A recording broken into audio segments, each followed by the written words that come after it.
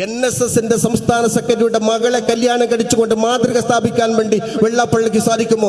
ഐക്യപ്പെടാനുള്ള പുതിയ ഫോർമുല എന്താണ്? മക്കളുണ്ടെങ്കിൽ അവരെ കല്യാണം കഴിക്കുക എന്നുള്ളതാണ് ഐക്യപ്പെടാനുള്ള ഫോർമുലയായിട്ട് പൈസി പറയുന്നത്. നാസർ പൈസി കൂടത്തായി ഇപ്പോൾ ഒരു കല്യാണാലോചന ആരംഭിച്ചിരിക്കുകയാണ്. ആരാണ് നാസർ പൈസി കൂടത്തായി? നേരത്തെ സമസ്തയിലുണ്ടായിരുന്നു, മുസ്ലിം ലീഗിൻ്റെ സജീവ പ്രവർത്തകനും ആണ്. സമസ്തയേക്കാൾ പ്രാധാന്യം മുസ്ലിം ലീഗിന് കൊടുക്കുകയും സമസ്തയെ പ്രതിരോധത്തിലാക്കുന്ന പല നിലപാടുകൾ സ്വീകരിക്കുകയും ചെയ്തപ്പോൾ രാഷ്ട്രീയ അതിപ്രസരം അതൊരു തിമിരമായി ബാധിച്ച നാസർ പൈസി കൂടത്തായിയെ സമസ്ത തിരഞ്ഞെടുക്കപ്പെട്ട പദവികളിൽ നിന്നെല്ലാം നടപടിയെടുത്ത് പുറത്താക്കി. അതോടുകൂടി ഇപ്പോൾ പുതിയൊരു പരിപാടിയുമായി രംഗത്തിറങ്ങിയിരിക്കുകയാണ്. അതായത് കല്യാണ ബ്രോക്കറാണ്.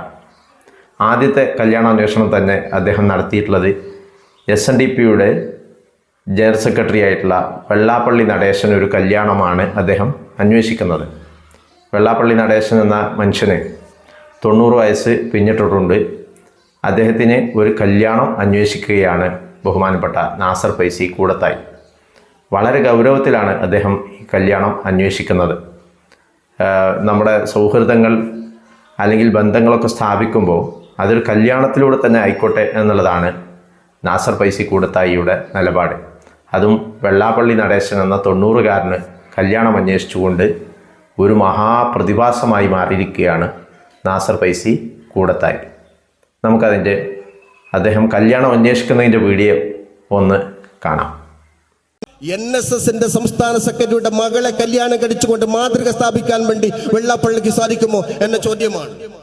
ഒരൊറ്റ കാര്യം പറയട്ടെ, ഐക്യം പറയുന്ന ആളുകൾ ആ ഐക്യത്തിന് വേണ്ടി ചെയ്യേണ്ട സാമാന്യം ഒരു ഫോർമുലയുണ്ട്.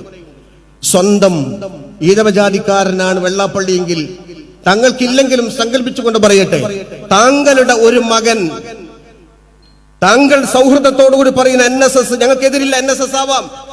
NSSന്റെ സംസ്ഥാന സെക്രട്ടറിയുടെ മകളെ കല്യാണം കഴിച്ചുകൊണ്ട് മാതൃക സ്ഥാപിക്കാൻ വേണ്ടി വെള്ളാപ്പള്ളിക്ക് സാധിക്കുമോ എന്ന ചോദ്യമാണ്. ഐക്യം അവിടെ നിന്നുണ്ടാവട്ടെ, സൗഹൃദമുണ്ടാവട്ടെ. കെട്ടിച്ചു കൊടുക്കാൻ പോലും, കുടുംബബന്ധം ചേർക്കാൻ പോലും ഐക്യം പ്രകാരം മാറ്റിയെത്തപ്പെടുന്നവർ മുസ്ലിം വെറുപ്പിന്റെ പേരിൽ ഐക്യപ്പെടുന്നത് ശരിയല്ല. എല്ലാവരും ഐക്യപ്പെടണം. ജാതി പറയരുത്, ജാതി ചിന്തിക്കരുത്, എന്നൊരുമിച്ച് കൊണ്ടുനിൽക്കണമെന്ന് പറയുന്നവരാണ്. പണ്ഡിതൻ എന്നുള്ള നിലയ്ക്ക് എന്തൊക്കെ നല്ല കാര്യങ്ങൾ മതവുമായി ബന്ധപ്പെട്ടുകൊണ്ട് ജനങ്ങളെ നേർവഴിക്ക് നയിക്കാൻ കഴിയുന്ന നല്ല എത്രയെത്ര വിഷയങ്ങൾ പ്രഭാഷണ വിഷയമായി അവതരിപ്പിക്കാനുള്ളപ്പോൾ ക്ഷീരമുള്ള ഒരു അകിടിൻ ചുവട്ടിലും ചോര തന്നെ കൊതുകിന് കൗതുകം എന്ന് പറഞ്ഞ പോലെ മുസ്ലിം ലീഗുകാരനായതുകൊണ്ട് മറ്റു മതസ്ഥരെ, അവരുടെ സാമുദായിക നേതാക്കളെയൊക്കെ കല്യാണം അന്വേഷിക്കുകയും എത്ര പ്രായം ചെന്ന ആളുകളായാലും അവരെ അവഹേളിക്കുകയും അപമാനിക്കുകയും ഒക്കെ ചെയ്യുന്നത് KM ഷാജിയെ പോലെ ഞങ്ങൾക്ക് അവകാശപ്പെട്ടതാണ് എന്നുള്ള രീതിയിൽ ഒരു ഇടപെടലാണ് നാസർ പൈസി കൂടത്തായി ചെയ്തിട്ടുള്ളത്. ഇവിടെ നമ്മൾ കാണേണ്ട ഒരു പ്രധാനപ്പെട്ട കാര്യം, സമസ്തയുടെ ഏതെങ്കിലും നേതാക്കളെ ബന്ധപ്പെടുത്തിക്കൊണ്ട് ആരെങ്കിലും ഇതര സമുദായക്കാരായ ആളുകൾ കല്യാണം അന്വേഷിക്കുകയോ മക്കളെ കല്യാണം കഴിച്ചു കൊടുത്തേക്കണമെന്ന് പറയുകയോ ഒന്നും കേരളത്തിൽ ചെയ്തിട്ടില്ല. അതൊക്കെ പറയുകയോ ചെയ്യുകയോ ആണെങ്കിൽ അതുമായി ബന്ധപ്പെട്ടുകൊണ്ട് ഉയർന്നു വന്നേക്കാവുന്ന വിവാദ വിഷയങ്ങൾ എത്രമാത്രം ഗൗരവതരമായിരിക്കുമെന്ന് നമുക്ക് ഊഹിക്കാവുന്നതേ ഉള്ളൂ.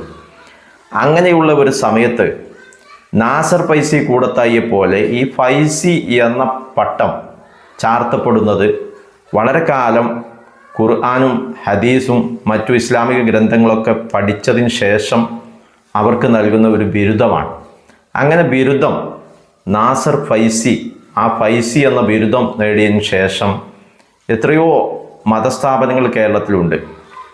അവിടെ ഏതെങ്കിലും ഒരു സ്ഥാപനത്തിൽ മതപ്രബോധകനായി അല്ലെങ്കിൽ അവിടെ അധ്യാപകനായിട്ടൊക്കെ നല്ല രീതിയിൽ വർക്ക് ചെയ്യാവുന്നതാണ്.